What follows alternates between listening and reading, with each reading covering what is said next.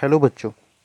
पिछले टर्म पे मैं आपका डिस्कस किया था कि कैसे ट्राइबल्स ग्रुप रहता था इंडिया में 1857 से पहले, लगभग जब यहाँ ब्रिटिश रूल पूरी तरह नहीं शुरू हुआ उससे पहले ट्राइबल्स किस तरह अपनी लाइफ को सरवाइव करते थे। ये पिछले टर्म पे मैंने आपसे डिस्कस किया था। क्लियर?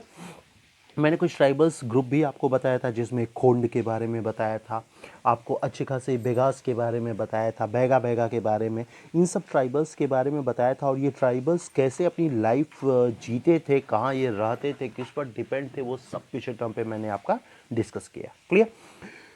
आपको दो हेडिंग बताया था, झूम कल्टीवेशन, उसका डिफिनीशन भी मैंने आपको क्लियर कर दिया था। उसके बाद मैंने बताया था कुछ ट्राइबल्स जो हैं वो झूम कल्टीवेशन पे नहीं डिपेंड थे, कुछ ऐसे ट्राइबल्स थे जो डिपेंड थे कहाँ, हंटर और गैदरिंग पे। क्लियर?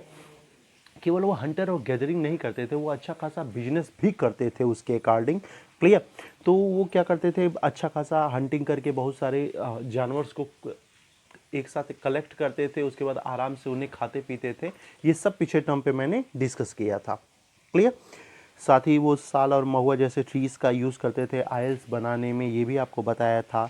आपको एक बेगास ट्राइबल्स के बारे में बताया था, वो किस प्रकार ट्रेडिंग वगैरह भी करता था, पीजेंट और फार्मर से किस प्रकार वो अपना मतलब फ्रेंडशिप करके अपने लाइफ को सर्वाइव करता था। ये सब कुछ डिस्कस किया पिछले टर्म पे।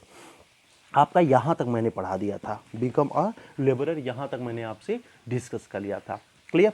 आइए आज लास्ट पैराग्राफ आपका लेते हैं। पैराग्राफ क्या है देखिए, मतलब ये ट्राइबल्स ग्रुप निश्चित तौर पे एज ए लेबर वर्क कर रहे हैं, as a farmer, as a trader work कर रहे हैं, लेकिन कहा जाता है उससे इनको इतनी आमदनी नहीं हो पा रही थी कि ये अपनी फैमिली को सरवाइव करवा पाए। इसीलिए ये क्या करते थे, अच्छा खासा मनी लेंडर हुआ, इन सब से आप पैसा लेते थे, डेप्ट मतलब एक तरह का रेंट पैसा लेते थे उनसे, रेट ऑफ इंटरेस्ट पे। तो धीरे धीरे ये उनके अंडर में भी लेबर ऐसे चले गए, तो वो डिस्कस करेंगे अभी। Tribal groups often needed to buy and sell in order to able to get the goods that were not produced within the locality। ठीक है, जैसे जो ट्राइबल्स ग्रुप अपने यहाँ मान लिया जाए राइस या वीट का प्रोडक्शन नहीं कर पा रहा है, तो दूसरे ट्राइबल्स ग्रुप जहाँ उसका प्रोडक्शन होता था वो क्या करते थे, वहाँ आकर अपने सामानों को बेच देते थे, क्योंकि वो जानते थे ये ट्राइबल्स ग्रुप है भैया, इसके यहाँ राइस प्रोड्यूस नहीं होता है, तो वो ले आते थे राइस, वहाँ बेचते थे, उनसे उनको अच्छी खासी आमदनी मिलती थी। लेकिन ट्राइबल सब गरीब हैं बेचारे, तो वो जो राइस या वीट जो बेचते थे, उस राइट वीस का उतना रेट नहीं होता था जैसे मार्केट में रेट होता है। क्यों? क्योंकि वो भी जानते हैं ये गरीब है बेचारे, कहीं ना कहीं उनमें ह्यूमैनिटी यानी मानवता जैसी भावना थी, तो अपने गेहूं या चावल को वो सस्ते दामों में ही बेच देते थे। बदले में पता चला आपके यहाँ वो नहीं है, तो कोई बात नहीं, आप 2 किलो चावल ले लीजिए, बदले में मुझे 2 किलो गेहूं दे दीजिए। इस तरह का भी ट्रेडिंग ट्राइबल्स के बीच में देखने को मिलता था। क्लियर? यानी अपनी लोकेलिटी के बने सामानों को दूसरे एरियाज में जाके बेचते थे, बेचते नहीं थे, कभी ट्रांसफर भी करते थे, यानी तुम ये ले लो बदले में मुझे ये दे दो। इस तरह के ट्रेड देखने को मिलता है ट्राइबल्स ग्रुप में। Clear? This led to their dependence on traders and money lenders. इसके लिए वो किस पर डिपेंड हो गए, ट्रेडर्स पे डिपेंड हो गए और मनी लैंडर से डिपेंड हो गए। किस प्रकार ट्रेडर से डिपेंड हुए, traders came around with things for sale and sold the good at high price. वो क्या करते थे, जो ट्रेडर्स थे, जब ट्रेडर्स ने जाना कि ट्राइबल्स कम दाम में उन सामानों को बेच रहे हैं, तो ट्रेडर्स ने क्या किया, उन ट्राइबल्स से उन सामानों को सस्ते दामों में खरीद लिया। जानते थे सस्ते दाम में बेच रहे हैं, तो क्या किया, खरीद लिया, और उस सामान को दूसरे एरिया में हाई प्राइस से ले जाके बेच रहे थे। अब सोचिए ट्रेडर्स इन ट्राइबल्स के भोले होने का कितना ज़्यादा एडवांटेज ले रहे थे। ट्राइबल्स बेचारे सस्ते दाम पे बेच देते थे, और ये ट्रेडर्स उनके वो सामान सस्ते दाम में ही खरीदते थे, लेकिन जब मार्केट में ले जाते तो उसे अच्छे खासे दाम में बेचते थे। इस प्रकार ट्रेडर्स को बहुत फ़ायदा हुआ। दूसरी तरफ मनी लेंडर्स की बात कर रहे हैं। अब जैसे क्या है, ट्राइबल्स जो भी कल्टीवेशन करेगा वो फॉरेस्ट में ही करेगा, तो फॉरेस्ट को काटना, उसके लिए एक्स यानी आर्म्स का होना, फिर सीड का होना, बुआई के लिए आदमियों का होना, इन सब के लिए आपको अच्छा खासा पैसा चाहिए। और वो पैसा ये किससे लेते थे, मनी लेंडर से, जो उस समय बड़े बड़े वहाँ जमींदार हुआ करते थे, उनसे वो पैसा लेते थे, और उनको कहते थे भैया आप मुझे पैसा दे दीजिए, मैं आपको दे दूंगा, अभी मुझे ज़रूरत है कल्टीवेशन वगैरह करने की। तो मनी लेंडर इनको तो पैसा जरूर देते, लेकिन बड़े हाई रेट ऑफ इंटरेस्ट पे। यही ज़्यादा खतरनाक हो गया, क्योंकि जब ब्रिटिशर्स यहाँ पे आए तो ब्रिटिशर्स ने ट्राइबल्स पर फोकस नहीं किया, इन्होंने फोकस किया मनी लैंडर्स पे। मनी लैंडर से क्या किया, इन्होंने उस जमीन को खरीद लिया, मतलब उस जमीन जायदाद, उस डेब्ट को खरीद लिया जो ट्राइबल्स ने मनी लैंडर के यहाँ साइन किया था। तो वो ज़मीन आ गई एक तरह से अंग्रेज़ों के पास। अंग्रेज़ों ने अब इन ट्राइबल्स से जैसा चाहा वैसा खेती कराया, उन्हें जब चाहा ज़मीन से बेदखल कर दिया कि आपने पूरा रेट ऑफ इंटरेस्ट नहीं दिया। तो इसी का फ़ायदा ब्रिटिशर्स ने ज़्यादा उठाया है। यानी उनका टारगेट ट्राइबल्स नहीं थे, उनके टारगेट केवल और केवल मनी लेंडर्स थे, जहाँ पे वो बेचारे ट्राइबल्स गुलाम बन के रह रहे हैं। Clear? Money lenders gave loan with which the tribals met their cash needs, adding to what they earned. Clear? उनको अच्छा खासा पैसा देते, बता दिया। But the interest charge on the loans was usually very high. लेकिन ये मनी लेंडर्स क्या कर रहे थे, इनको हाई रेट ऑफ इंटरेस्ट, मतलब रेट ऑफ इंटरेस्ट बहुत ज़्यादा रखते थे। पता चले ट्राइबल्स अच्छा खासा अनाज का प्रोडक्शन भी किए तो उनका प्रोडक्शन इतना भी ज़्यादा नहीं हो पाता था कि वो अपने लिए भी रख पाएँ और इन मनी लेंडर्स को पैसा भी दे पाएँ। उनके लिए बड़ा मुश्किल भरा काम था और यही कारण है कि ये ट्राइबल्स को अपना लैंड मनी लेंडर के पास गिरवी रख देना पड़ा और इसी लैंड को कभी वो ब्रिटिशर्स खरीद के इन ट्राइबल्स को अपना गुलाम बना के रखेंगे। Clear? But the interests are very high. So far, the tribals market and commerce often meet debt and poverty. और यही कारण है ट्राइबल्स क्या हो गए, जैसे जैसे कॉमर्स के फील्ड में गए वैसे वैसे वो ऋणी और गरीब होते चले गए। They therefore came to see the money lender and traders as evil outsider and the cause of their misery. Clear? बाद में बाहर जो आउटसाइडर आ गए यानी डिकोज आ गए, उन्होंने क्या किया, इन मनी लेंडर से, इस ट्रेडर से उन पत्रों को खरीद लिया, उन साइन किए हुए पीसेस को खरीद लिया और उसके बल पे उन्होंने ट्राइबल्स को क्या किया, अपना गुलाम बनाना और मन माफिक उन्हें अपनी तरह से चलाना शुरू कर दिया।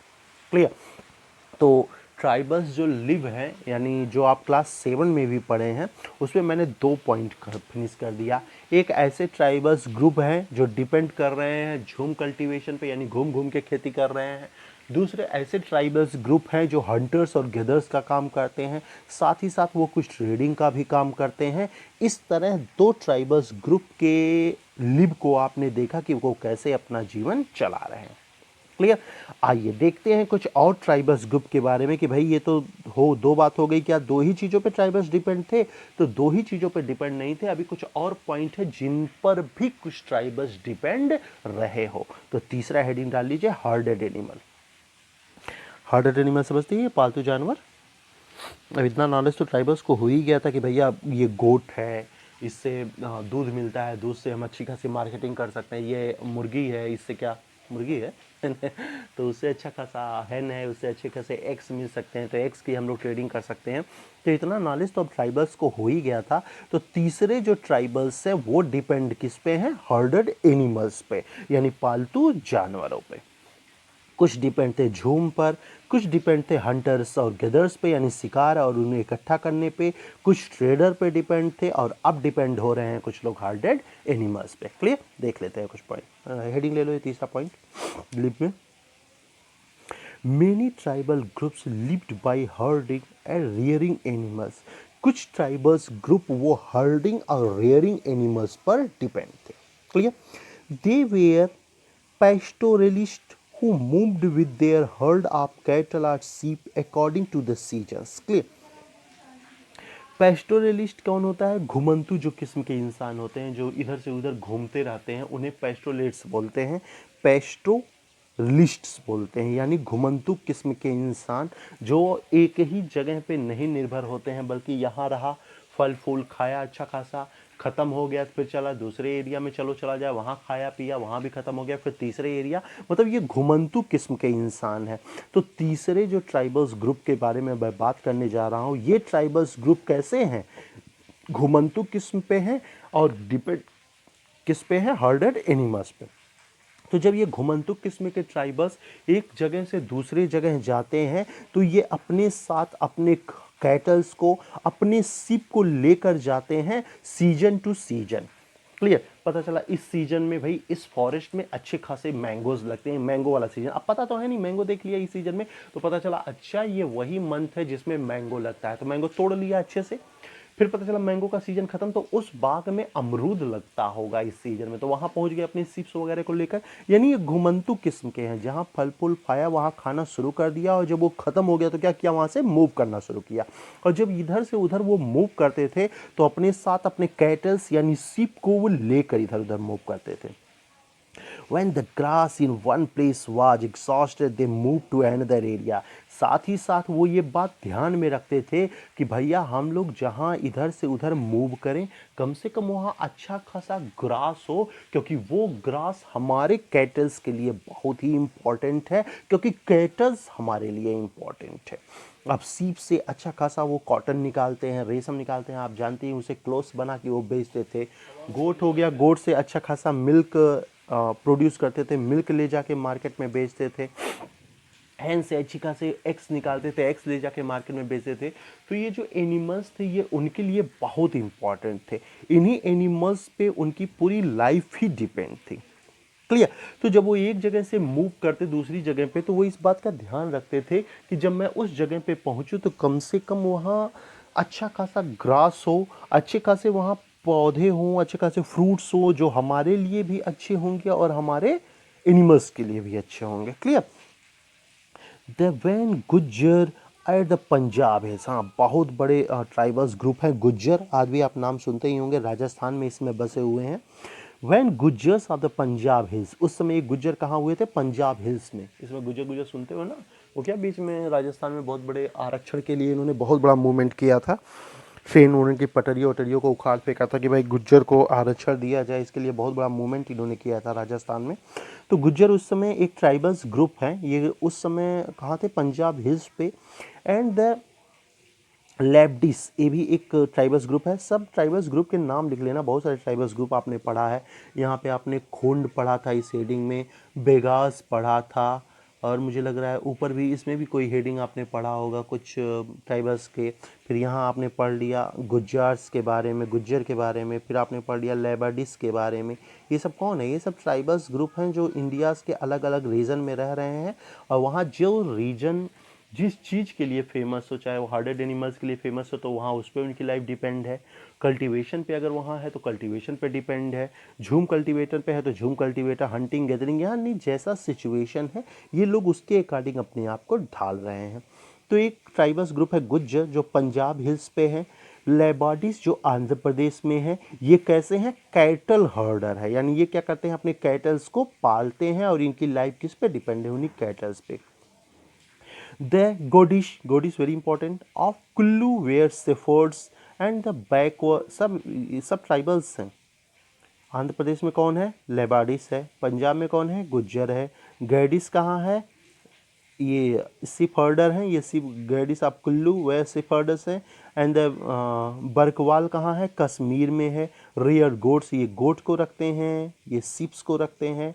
तो कौन सा ट्राइबल्स किस एरिया में है, वेरी इंपॉर्टेंट। कौन सा ट्राइबल कौन सा व्यवसाय कर रहा है, वेरी इंपॉर्टेंट। कौन सा ट्राइबल किस व्यवसाय पर डिपेंड है, वेरी इंपॉर्टेंट। तो गुज्जर क्या है, पंजाब हिल पे रहते हैं, और लेबाडिस रहते हैं आंध्र प्रदेश पे, और ये दोनों डिपेंड है कैटल हर्डर पे। क्लियर। गोडिश ये सेफर्ड्स हैं। बैकरवाल्स ये कश्मीर में है, ये दोनों किस पे डिपेंड है, आपके गोट्स पे। You will read more about them in your history book next year. अगले साल इन ट्राइबल्स ग्रुप के और लोगों के बारे में हम जानेंगे। तो आपने बहुत ट्राइबल्स जाना भाई, आपने जाना खोंड के बारे में, आपने जाना बेगास के बारे में, गुज्जर के बारे में, लेबाडिस के बारे में, और बकरवाल्स के बारे में आपने जाना, गैडिस के बारे में, बहुत सारे ट्राइबल्स ग्रुप को जान लिया। तो एक हेडिंग दे देना ऐसे, ट्राइबल्स ग्रुप, और डैश दे के लिख लो, ये ट्राइबल्स ग्रुप लिख लेना। गुज्जर कहाँ है, पंजाब में। लेबाडिस कहाँ है, आंध्रा में, दोनों कैटल हर्डर हैं। गैडिस कहाँ है, कुल्लू में, सिफर्ट्स हैं, गरेडिये हैं। बकरवाल कहाँ है, कश्मीर में, और ये दोनों डिपेंड है गोट पे। ठीक है, बाकी 4 यहाँ हो गए, 2 पीछे पढ़ा है, 6 ट्राइबल्स ग्रुप मैंने आपको पढ़ा दिया। बाकी और ट्राइबल्स ग्रुप के बारे में बहुत ट्राइबल्स ग्रुप आपको पढ़ना है और वो नेक्स्ट ईयर में पढ़ना है। प्रेजेंट टाइम की बात करूँ तो प्रेजेंट टाइम में भी बहुत सारे ट्राइबल्स ग्रुप देखने को मिलते हैं। अच्छे खासे आपके यूपी के क्षेत्र में भी बड़े ट्राइबल्स ग्रुप हैं, मिर्जा उर्जापुर में बड़े ट्राइबल्स हैं। मैंने क्या बोला था, ये अलग बात है कि कुछ ट्राइबल्स मॉडर्नाइज हो चुके हैं और कुछ ट्राइबल्स अभी भी मॉडर्नाइज नहीं हुए हैं, वो वैसी ही ज़िंदगी जी रहे हैं जैसा पहले 1000-100 साल पहले जो जो जीते थे उसी तरह आज भी वो जी रहे हैं। लेकिन निश्चित तौर पे कुछ ट्राइबल्स मॉडर्नाइज हो रहे हैं, नई नई चीज़ों को वो अपना रहे हैं। क्लियर, तो ये पॉइंट लिख लो, ट्राइबल्स के बारे में लिख लेना थोड़ा पॉइंट। यानी आपने ट्राइबल्स को देखा झूम कल्टीवेशन करते हुए, आपने ट्राइबल्स को देखा हंटर्स करते हुए, गदर्स करते हुए, ट्राइबल्स को आपने देखा ट्रेडिंग करते हुए, ट्राइबल्स को देखा एज ए लेबर के रूप में, आप ट्राइबल्स को आप देख रहे हैं हर्डेड एनिमल पे डिपेंड हुए रूप में। यानी ट्राइबल्स हर एक कॉमर्स, हर एक व्यवसाय से परिचित थे, हर एक बिजनेस से परिचित थे और अलग अलग ग्रुप अलग अलग चीज़ों पर वैसा ही काम करते थे। क्लियर, पॉइंट लिख लीजिए। ये बकरवाल बहुत इंपॉर्टेंट है, कश्मीर वाले ये सब वो होते हैं ना, साल वगैरह जो बनता है वो यही सब बनाते हैं। साल में जो कढ़ाई वढ़ाई करके ना, जम्मू कश्मीर का साल बहुत फेमस है ना, तो उस साल को बनाने वाले ही बकरवाल हैं, यही ट्राइबल्स उसको बनाते हैं, सजाते हैं, ले जाके मार्केट में उसको बेचते थे, अच्छा खासा फ़ायदा होता था। बकरवाल बिजनेस करते थे बहुत अच्छा उसी साल वगैरह का। ठीक है, तो बहुत इंपॉर्टेंट है ये बकरवाल, याद रखिएगा। कभी कभी क्वेश्चंस भी बकरवाल से रिलेटेड पूछ सकता है, तो ध्यान में रखिएगा। बकरवाल कौन है, कश्मीर में क्या करते हैं, गोट्स पालते हैं और उन्हीं कभी मिल्क ऊन वगैरह जो साल वगैरह बनाए जाते हैं उसमें बकरवाल बहुत बड़ा रोल प्ले करता है। क्लियर, आगे बढ़ाओ। ठीक है, यानी आपने पढ़ लिया कि ट्राइबल्स ग्रुप किस पे डिपेंड कर रहे हैं। तो पहला आपने झूम पढ़ लिया, सेकंड पढ़ लिया हंटर गेदर, फोर्थ वन पढ़ लिया हर्डेड एनिमल पे, और थर्ड वन पढ़ लिया, अब फोर्थ वन पढ़ रहे हैं सेटल्ड कल्टीवेशन पे। यानी कुछ ऐसे भी ट्राइबल्स ग्रुप हैं जो अब अच्छी खासी खेती कर रहे हैं, अच्छा खासा सेटल हैं। ये एक कहानी है, ये देखा जाएगा, आप चाहें खुद पढ़ लें, नहीं तो अभी ये 4 ख़त्म हो जाए फिर मैं इसको पढ़ लेता हूँ क्या है क्या नहीं है। ठीक है, तो आपने कुछ ट्राइबल्स ग्रुप को देख लिया झूम पे डिपेंड हुए यानी कल्टीवेशन पे डिपेंड हुए, कुछ को देख लिया हर्डर और हार्डेड एनिमल पे डिपेंड हुए, कुछ को आपने देखा है हंटर्स और गैदरर्स के रूप में। फोर्थ ट्राइबल्स ग्रुप के बारे में बात करते हैं जो सेटल्ड कल्टीवेशन पे डिपेंड हो गए थे, यानी अब वो अच्छी खासी खेती कर रहे थे और डिपेंड हो गए थे पूरी तरह खेती पर। ठीक है, even before the 19th century के पहले। ठीक है, 19th सेंचुरी के पहले, ये अब सोचो, ये आपके 19th सेंचुरी के पहले यानी ये बात कर रहा है लगभग 1700 से लेके 1799 तक बातचीत कर रहा है, यानी 18th सेंचुरी में चला गया। और 19th सेंचुरी के स्टार्टिंग की बात कर रहा है, यानी मान के चलो लगभग 1800 से लगभग 1850 तक की बात कर रहा है। 1857 में जरूर निश्चित तौर पे एक बहुत बड़ा रेवोल्यूशन होगा इंडिया में, नेक्स्ट चैप्टर में हम लोग वही पढ़ेंगे। फिलहाल तो ये बात कर रहा है स्टार्टिंग फेज का। 19th century, many from within the tribals group had begun setting down and cultivating their fields in one place year after year instead of moving from place to place. कुछ ऐसे भी इस समय tribals group थे जो अच्छा खासा set हो गए थे, कहीं पे खेती बाड़ी करने लगे थे और पूरी तरह डिपेंड हो गए थे खेती बाड़ी पे। जो अपनी ज़रूरत की सामान है वो तो ये प्रोड्यूस करते ही करते थे, लेकिन साथ ही वो उसे सरप्लस में लाते थे। सरप्लस मीन्स व्हाट, जब अपनी ज़रूरत से ज़्यादा हम कोई चीज़ प्रोड्यूस कर लेना तो वो हमारा सरप्लस कहलाता है।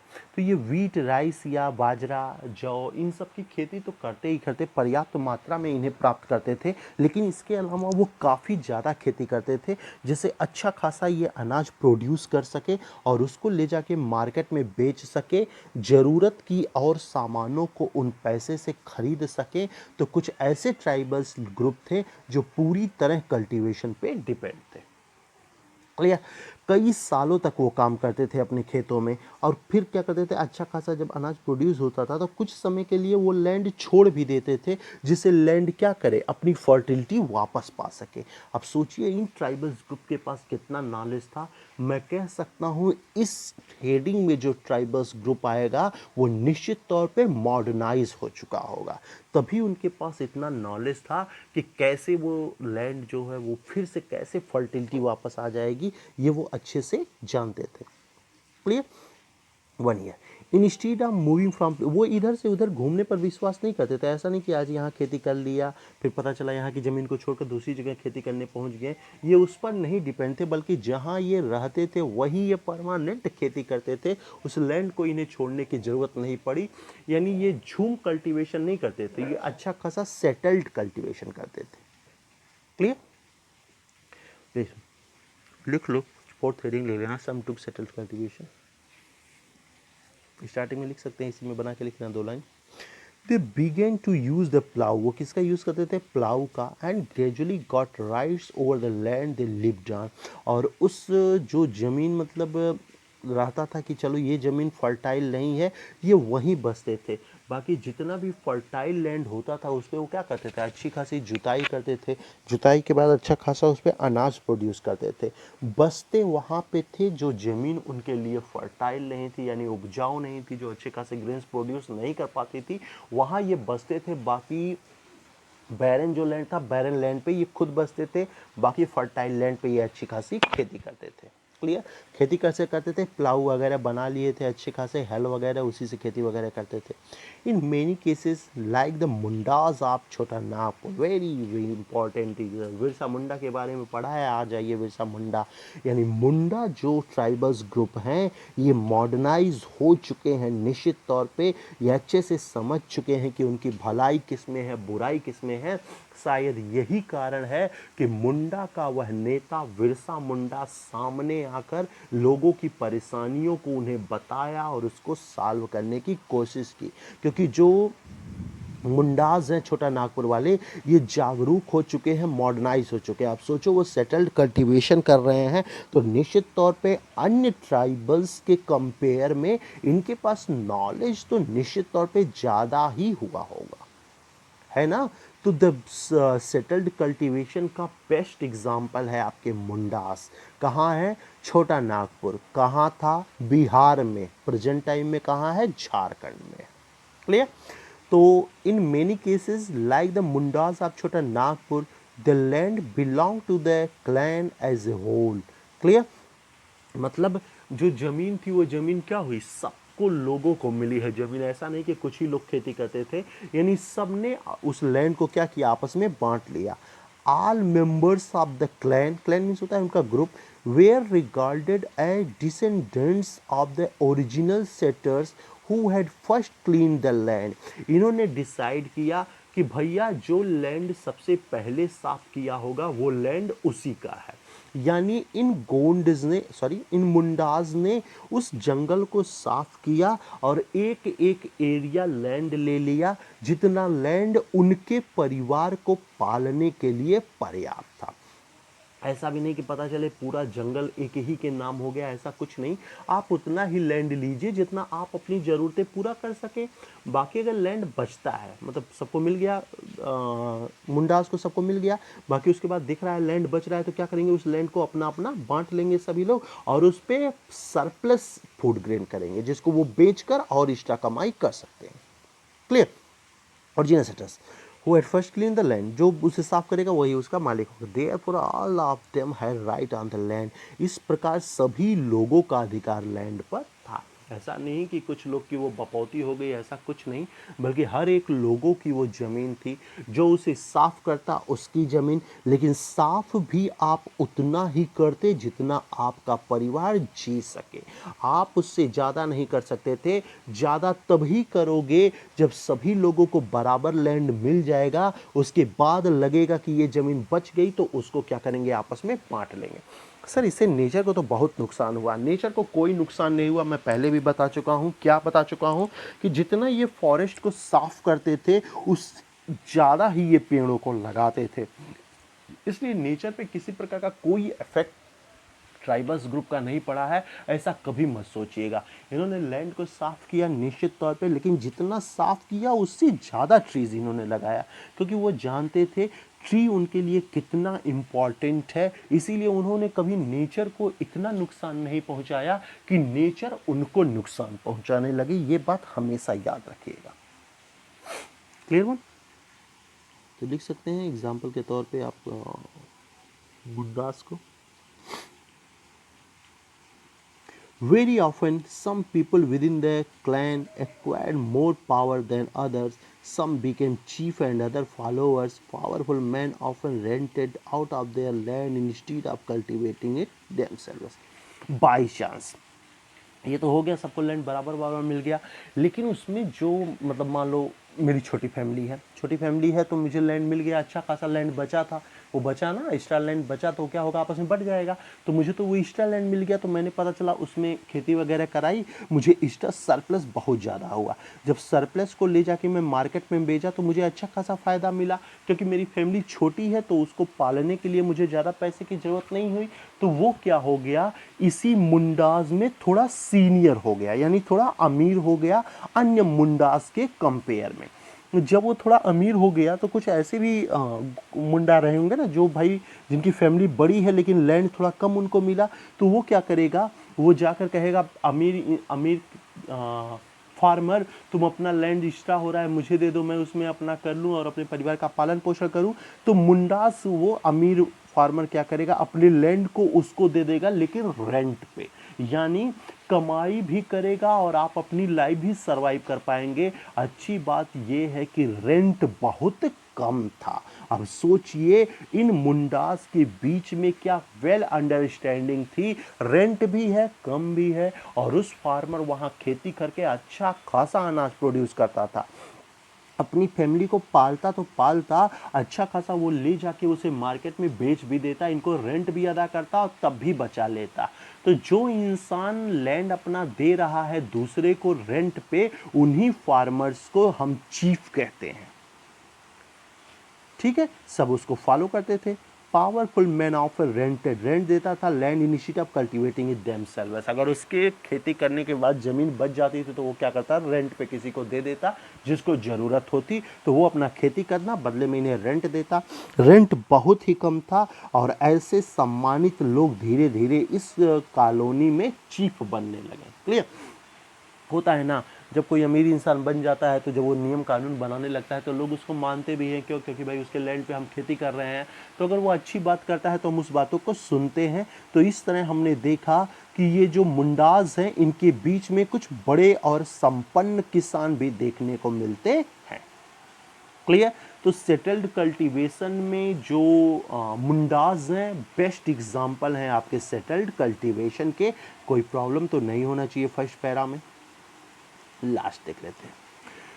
British officials saw settled tribal group like the Gonds and Santhal as more civilized than hunter-gatherers or shifting cultivation। जब यहाँ आ रहे हैं अब बाबू ब्रिटिशर्स, तो ब्रिटिशर्स ने देखा कि कुछ ऐसे ट्राइबल्स हैं, स्पेशली गोंड और संथाल। गोंड संथाल पीछे मैंने पढ़ाया है। तो ये क्या है, बहुत ही सिविलाइज्ड है, यानी सभ्य हैं, बड़े आराम से खेती करते हैं, खेती करके अपने सामानों को ले जाके बेचते हैं और अपनी लाइफ बड़े अच्छे से सरवाइव कर रहे हैं। इन चीज़ों को ब्रिटिशर्स ने देखा। क्लियर, इन कंपेयर टू, इन ये बेहतर सिविलाइज्ड हैं उन लोगों के जो आपके गैदरिंग और शिफ्टिंग कल्टीवेशन पे जो डिपेंड है, उनसे तो बेहतर हैं ये संथाल, उनसे तो बेहतर हैं ये गोंड, क्योंकि ये लोग ज़्यादा सिविलाइज्ड हैं इन कंपेयर टू हंटर और गैदरिंग पे डिपेंड होने वाली जातियाँ। ठीक है, जैसे खोंडास हो गए, अब इससे बेहतर है गोंड भाई, ये बेगाज हैं, इनसे बेहतर है ये दोनों, यानी गोंड और संथाल इनसे कई ज़्यादा बेहतर हैं। यानी जो लोग झूम कल्टीवेशन पे डिपेंड हैं उनसे ये बेहतर हैं। अब आप कहोगे सर संथाल भी तो संथाल कहाँ है, ये नीचे पढ़ा था ना, ये यहाँ कहीं था ना संथाल, आपने पढ़ा था, ये है, यहाँ है, नहीं गुज्जर है, संथाल इसी में कहीं पढ़ा है आपने। तो संथाल पे देखो, वो संथाल ट्रेडिंग पे डिपेंड करते थे। ठीक है, संथाल ट्रेडिंग करता था। ठीक है, तो वही कहने का मतलब है कि ब्रिटिशर्स को लगा ये संथाल हैं और गोंड हैं, ये उन लोगों से तो ज़्यादा सिविलाइज हैं जो लोग हंटर गैदरिंग पे या जो लोग झूम कल्टीवेशन पे डिपेंड है, उनसे तो ज़्यादा बेहतर सभी यही हैं। Those who lived in the forest were considered to be wild and savage, they needed to be settled and civilised. इनको लगता था कि जो जंगलों में रहता है वो क्या है, वाइल्ड है, जंगली है और सेवेज है, खूंखार है। ठीक है, उन्हें जरूरी है एक सेटल्ड और सिविलाइज्ड लाइफ देना। ये सोच है कुछ लोगों टू ट्राइबल्स की, अंग्रेजों की ये सोच है कि नहीं है, कुछ तो ऐसा रिकॉर्ड नहीं मिला है, लेकिन हालांकि एक एल्विन नामक राइटर थे, एल्विन ने अपने पुस्तक में ये बात ज़रूर कही। एल्विन एक ब्रिटिश राइटर थे, उन्होंने अपनी पुस्तक में ये बात कही थी। उन्होंने कहा था बहुत ज़रूरी है जो मतलब वाइल्ड और सेवेज ट्राइबल्स हैं, बहुत ज़रूरी है इनको सभ्य बनाना। ये जंगल में ही रह रहे हैं तो जंगल को इतना नुकसान ना पहुंचा दे कि पता चले और दिक्कत उन्हें सामना करना पड़े, तो कम से कम इन्हें एक सेटल्ड और सिविलाइज्ड लाइफ देना ज़रूरी है। एल्विन ने तो ये बात कही थी। अब ब्रिटिश ने क्या किया, क्या ऐसा किया कि नहीं किया, ये सब आगे हम लोग चैप्टर में डिस्कस करेंगे। साथ ही अब आपने जान लिया कि ट्राइबल्स किस प्रकार रहते थे। अब आगे के लेक्चर में आपको मैं बताऊंगा कि ऐसा क्या हुआ कि ये ट्राइबल्स अलग हो गए, इन ट्राइबल्स ने एक प्रकार का रेवोल्यूशन कर दिया, बिरसा मुंडा का उद्भव कैसे हुआ, ये सब कुछ हम डिस्कस करेंगे आगे आने वाले लेक्चर्स में। क्लियर? यानी अभी तक आपने ट्राइबल्स लाइफ को देखा, किस तरह वो जीते खाते थे। अब आपने समझ लिया कि फॉरेस्ट कितना इम्पॉर्टेंट है हर एक ट्राइबल्स के लिए, ये आपने देख लिया। क्लियर? तो अब ये तो देख लिया, अब आगे आप देखेंगे कि इनकी लाइफ कैसे प्रभावित हो गई, कैसे इफेक्ट पड़ गया ब्रिटिशर्स के आने से। तो नेक्स्ट हेडिंग डाल लो, how did colonial rule affect tribal lives.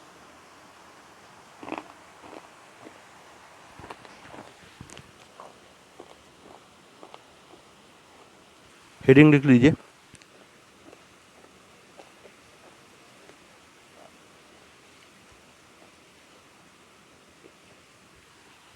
उसमें पहला हेडिंग लिख लो, what happened to tribal chiefs.